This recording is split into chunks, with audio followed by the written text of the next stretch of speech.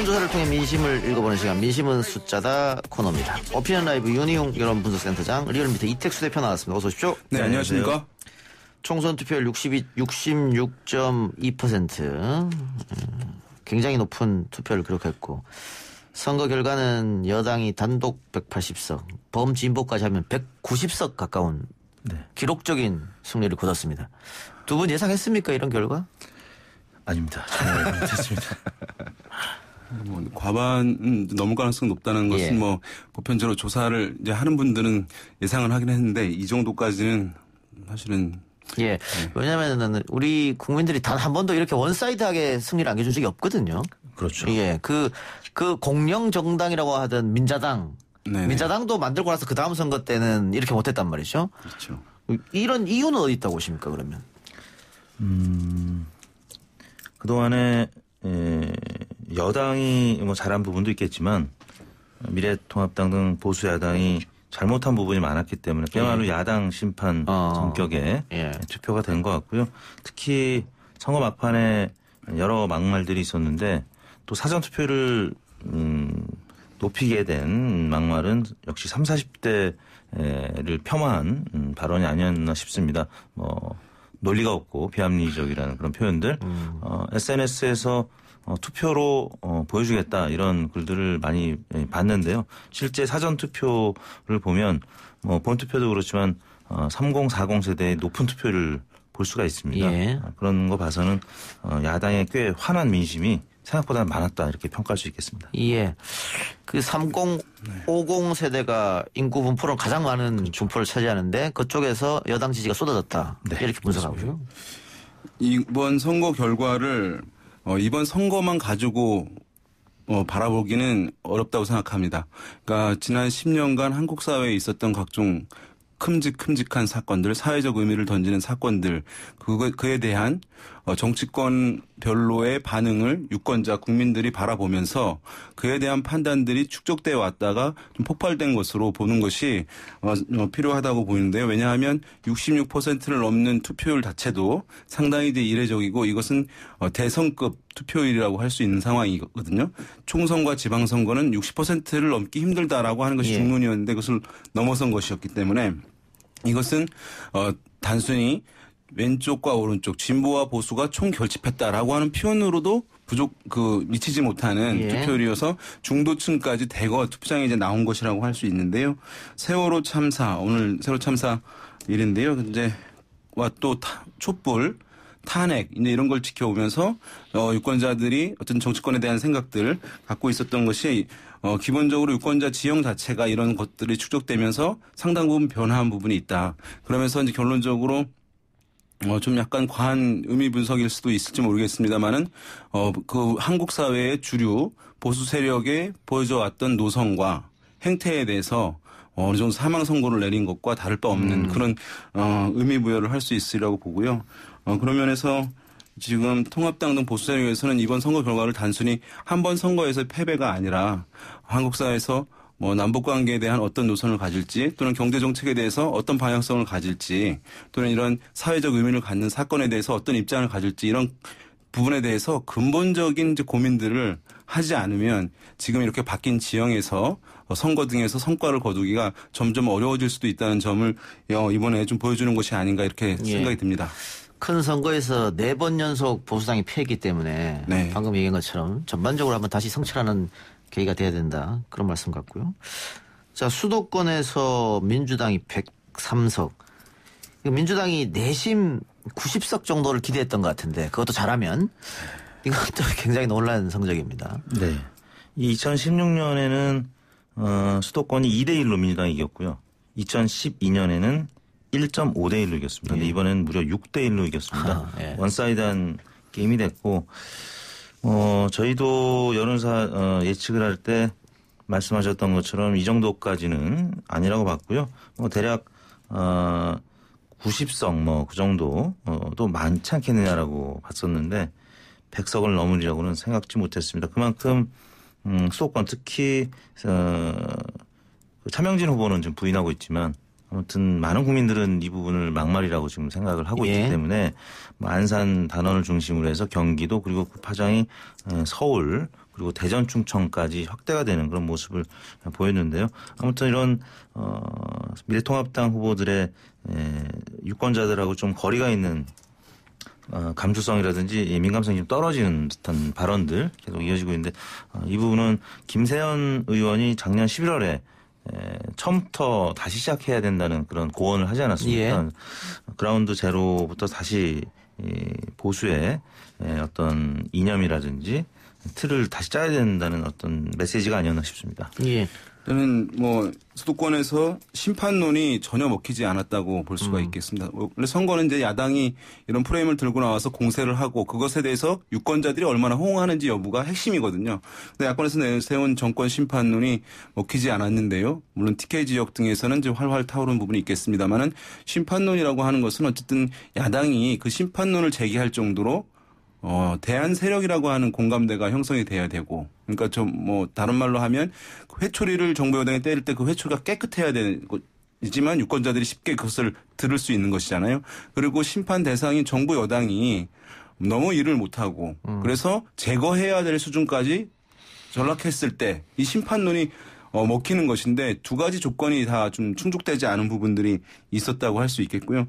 그래서 이제 어쨌든 이번 선거의 의미를 규정하는 야당의 이 프레임이라는 것 자체가 잘 작동되지 않은 부분들 이 가장 큰 원인 중에 하나라고 할 수 있겠고 이 대표님 말씀하신 대로 수도권을 우리가 이렇게 얘기합니다. 이슈에 민감한 지역이다. 왜냐하면 영남과 호남처럼 어떤 지역의 주요 정당에 대해서 배타적으로 지지하는 것이 아니기 때문에 이슈에 이제 민감한 상황인데 거기에 그런 악재들 막판에 야당에 사실은 더 쏟아진 측면들이 있었거든요. 그런 부분들이 막판 표심 정하지 않은 유권자들에게까지 영향을 주게 되면서 이렇게 이제 수도권에서 역대 또 유례를 찾아보기 힘들 정도로 격차가 나는 결과를 야기했다 볼 수 있겠습니다. 예. 자, 그런데 TK 민심은 또 압도적으로 보수 야당을 지지했습니다. 예. 이 TK 지역도 사실은 이제 뭐 원래 TK는 보수 성향이 강하니까 이제라고 생각할 수 있는데 어떻게 보면 이제 왜냐하면 약간 느슨해지던 상황에서 다시 강화된 것이기 때문에 이것이 이제 단순하게 어떤 TK 지역 정서만 자체만으로 분석하기에는 좀 한계가 있을 수 있는데요.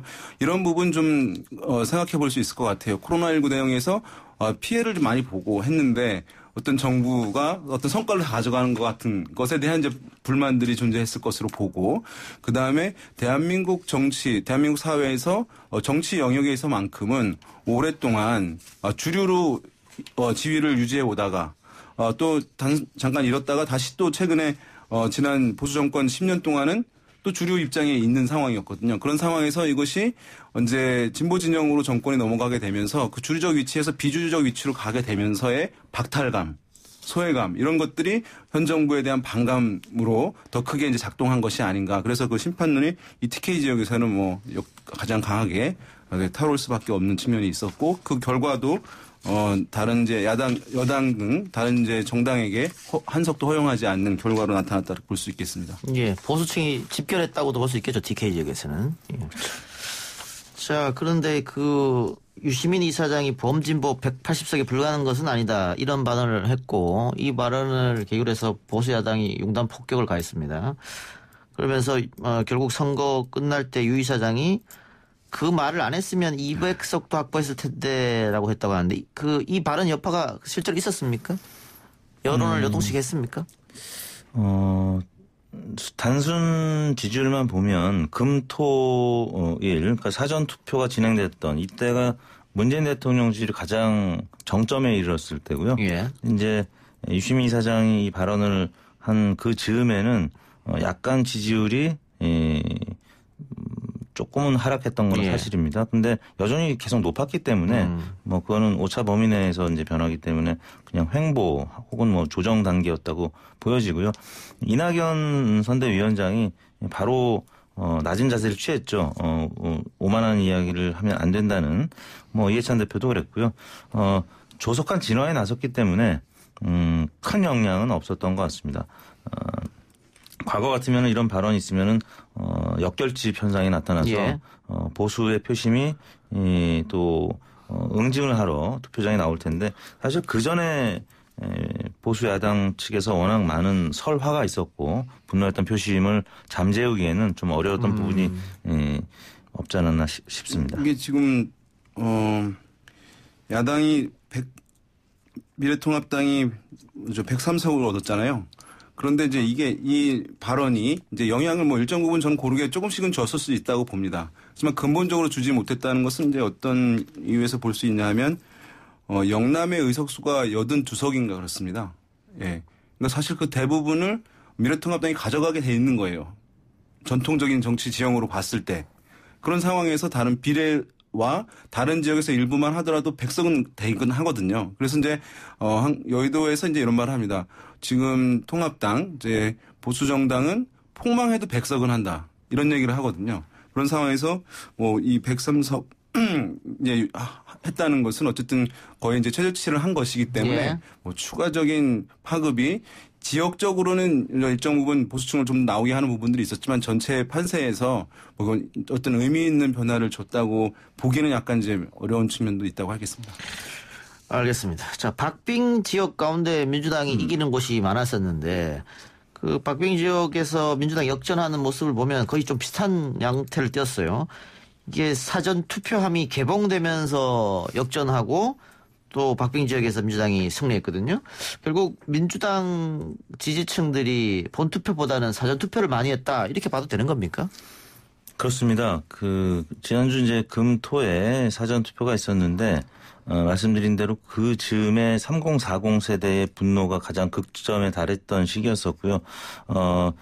뭐 안산 단원 을이나 부산 남구을 같은 경우는 사전 투표가 결정적으로 영향을 미쳤다고 할 수 있겠는데요. 가령 김남국 후보 같은 경우는 사전 투표 득표수에서 4,582표로 박순자 후보보다 2배 가까이 많은 지지를 받았습니다. 부산 남구을 같은 경우는 박재호 후보의 표가 사전 투표함이 열리면서 쏟아지기 시작했는데요. 1,400여 차로 승리를 했습니다. 뭐 다른 지역들 강원 춘천의 허영 후보라든지 김진태 후보를 눌렀죠. 경기 남양주 지역의 김용민 후보도 주광덕 후보보다 2,500표를 사전투표에서 더 많이 받았습니다. 사실 민주당 후보들이 재외국민투표가 많이 이겼음에도 불구하고 많은 국가들이 코로나19 때문에 투표를 못하게 함으로써 조금 불리한 것 아닌가 싶었는데 거기선 수량이 뭐 좀 작았기 때문에 영향이 크진 않았는데 사전투표에서 엄청난 지지의 표가 쏟아진 것으로 나타났습니다. 이 관내 사전투표가 있고 관외 사전투표가 있잖아요. 예. 관내는 이제 요즘에 거의 일상화된 것이라고 볼 수 있어요. 본투표와 뭐 거의 차이가 없을 것이라고 보는데 관내 사전투표는 어쨌든 대부분 이제 주소지와 주민등록 주소지와 실제 거주지가 불일치하는 사람들이 투표를 이제 아마 하게 돼 있는 관내 사전투표라고 할 수 있겠는데 이런 경우에는 이제 군부대에 가 있는 이제 젊은 층들이 있는 것이고 대학교 또는 취업 초반기에 아직 주소지를 옮긴 사람들 같은 경우에 이 관내 사전투표를 많이 하게 되는 것이거든요. 이런 이제 젊은 층이다 보니까 관내 사전투표에서는 아마 보수표보다는 진보표가 좀 더 나올 수 있지 않았을까 생각됩니다. 근데 지금 역대 선거를 보면 사전투표는 항상 진보 쪽에서 많이 하고 있더라고요. 네. 그게 이번에도 이어졌다. 뭐 이렇게 그렇습니다. 보면 되겠죠. 네네. 예. 두 분이 가장 관심 있게 본 지역구는 어디십니까? 저는 이제 광진을 오세훈 후보가 워낙 밤샘 개표에 또 많이 등장하는 부분 때문에 어제도 또 밤늦게까지 봐야 되는 것 아닌가. 박빙 승부의 운명의 대명사가 된 것 같아요. 네, 근데 여론조사는 사실 깜깜이 기간 동안 저희가 했을 때 한 7%포인트 고민정 후보가 이기는 걸로 나왔는데 저희가 늘 얘기했지만 샤이 보수 표심이 한 7, 8% 있기 때문에 그래서 박빙으로 봤습니다. 근데 나중에 시간이 가면서 고민정 후보가 이제 빠르게 생각보다 빠르게 리드하는 모습을 보고 좀 역시 여론조사 비슷했구나라는 저희 입장에서는 이제 안도의 한숨을 쉬었고요. 뭐 종로 같은 경우는 출구조사에서는 한 자릿수로 한 9%포인트 차이로 나온 것 같은데 여론조사에서는 사실 그 전에 좀 더 크게 벌어져 있었는데 실제 뚜껑을 여니까 여론조사 더 정확했던 더 정확했던 거죠. 그래서 뭐 그런 뭐 저희 입장에서는 여론조사 기관 입장이다 보니까 그런 관전 포인트가 있었던 것 같습니다. 예, 말씀 나왔으니까 하는 말입니다만은 지금 어제 각 방송사의 출구조사가 사실은 많이 틀렸습니다. 틀렸기 때문에 이걸 사전 투표를 보정을 어떻게 하느냐 이것도 이제 앞으로 각 방송사가 남겨진 숙제라고 보여지고요. 그렇죠. 오세훈 후보가 이 정치 신인인 고민정 후보한테 졌기 때문에 대권 과도도 상당히 장애가 생기지 않았나? 그렇죠. 사실 뭐 하이 리스크 하이 리턴이었는데 이번에 만약에 고민정 후보를 꺾었으면 황교안 대표가 지금 낙마를 했기 때문에 바로 그 황교안 대표의 지지층 이탈을 흡수할 수 있었던 좋은 기회였는데 지금 홍준표 후보는 이제 당선이 돼서 이제 상승할 것 같고요. 오세훈 후보도 만약에 이번에 살아남았다면 최소한 2등으로 보수 진영에서 2등으로 올라갈 수 있었던 좋은 기회였는데 이번 선거 패배로 상당히 오랜 기간 좀 어려운 시기가 오지 않을까 싶습니다. 예, 윤희용 수사는 어디를 관심 있게 봤습니까? 이제 인천 연수를 상당히 관심이 갔었는데요. 3파전. 예, 3파전이기도 했고 그다음에 어쨌든 안정적인 우위를 달렸던 것이 이제 현역 의원인 미래통합당의 민경우 후보였잖아요. 예. 그래서 이제 그 지역이 물론 이제 인천에서는 상당히 부촌이라고 알려진 송도 지역을 포함하고 있기 때문에 물론 구도심도 있습니다만은 보수 색채가 좀 있을 수 있는 지역이라는 것은 인정이 되지만 또 어쨌든 수도권이라는 차원에서 이제 이 후보가 오랫동안 좀 보여왔던 뭐 막말이라든가 이런 것에 대한 거부감들이 있을 텐데 그것이 이제 영향을 과연 줄 것인지 이런 부분들 지켜봤는데요.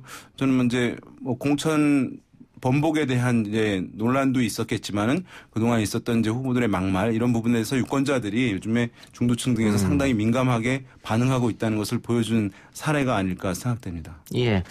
그래서 패인 중에 하나가 민경욱 공천은 어떻게 막말이 있었는데 왜 공천을 했느냐, 차명진은 공천을 왜 했느냐, 뭐 이런 지적도 있는 것 같더라고요. 예, 알겠습니다. 자, 근데 아까 우리가 2부에서 당선인 인터뷰도 했습니다만은 보수 야당이 자기들이 좋은 여론에만 귀를 좀 기울이지 않았느냐 그런 지적을 스스로 하고 있더라고요. 네. 특히 뭐 보수 유튜브에서 이야기하고 있는 그러니까 여론조사를 믿으면 안 된다. 지금의 여론조사는 다 틀렸다. 미래통합당이 앞서 나간다. 이런 얘기를 믿지 않았느냐. 그러니까 이제 정치권에서 많이 있는 게 메시지가 마음에 들지 않으면 메신저를 공격해라 이런 얘기 있거든요. 그러니까 여론조사 결과가 마음에 안 들면 여론조사 자체가 이게 잘못된 거다라고 얘기를 하는 것인데 여론조사는 정말 개선을 위해서 참고하는 것인데 그것을 부정해 본들 사실은 의미가 없는 것이잖아요. 예. 그래서 약한 고리가 어디인지 그런 것을 찾아서 개선을 하면 되는 것인데 그 자체를 부정하는 것.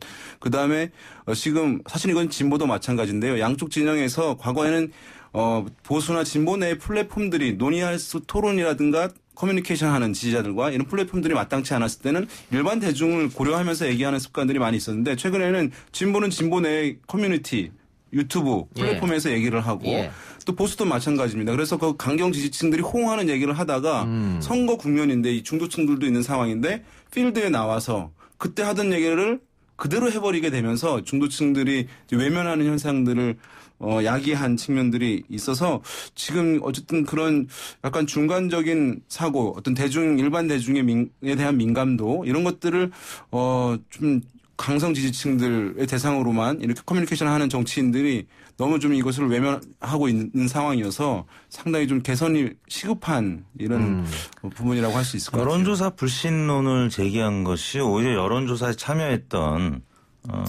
유권자들을 투표장으로 이끌어내는데 더 영향을 미쳤다고 봅니다. 아까 3040 세대 폄하 발언이 있은 다음에 3040 세대들이 투표장에 많이 나왔다는 말씀을 드렸는데 보수 일부 언론에서 여론조사를 이제 비난하고 뭐 저희 이제 리얼미터나 한국갤럽 등 조사기관이 이름을 치면은 연관 검색어로 조작이라는 단어가 늘 뜨고요.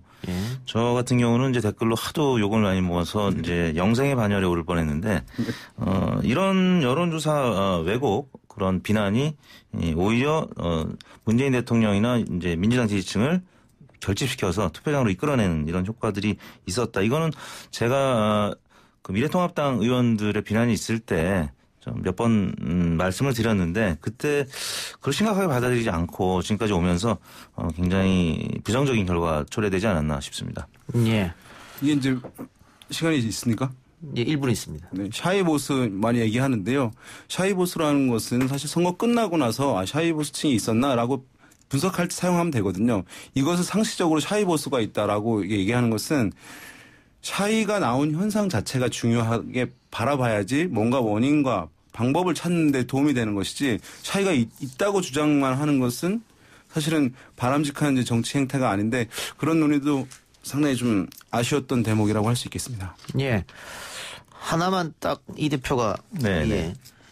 열린민주당이 돌풍을 일으킬 듯 하더니 미풍으로 끝이 났습니다. 역시 좀 안타까운 거는 마지막 날 정봉주 전 의원께서 좀 세게 심한 표현을 했습니다. 예. 그런 표현들이 한두 석 정도는 충분히 왔다 갔다 하게 할 수 있는 건데 아마 정봉주 전 의원도 그 부분은 이제 사과를 했죠. 예. 아마 반성도 뭐 하고 있는 것 같은데 그런 부분들이 정치 혐오증을 불러일으키고 또 투표장에까지 오지 못하게 하는 그런 결과를 초래하지 않았나. 이 미래통합당 의원들도 마찬가지고요. 막말하는 분들이 이번에 많이 공천에서 컷오프 됐거나 본선거에서 유권자들에 의해서 컷오프 되는 그런 상황이 초래된 것 같습니다. 알겠습니다. 두 분 말씀 오늘 여기까지 듣죠. 수고하셨습니다. 네, 감사합니다. 오늘 방송은 여기서 마치고요. 잠시 후 7시 30분부터 YTN 뉴스가 있는 저녁에 변상욱 앵커 노영희 출발새 아침 진행자와 함께 제가 오랜만에 출연해서 주 전공인 정치 분석을 이야기합니다. TV와 라디오로 동시에 방송된다고 하니까 청취자 여러분 많은 시청 또 애청 부탁드리겠습니다.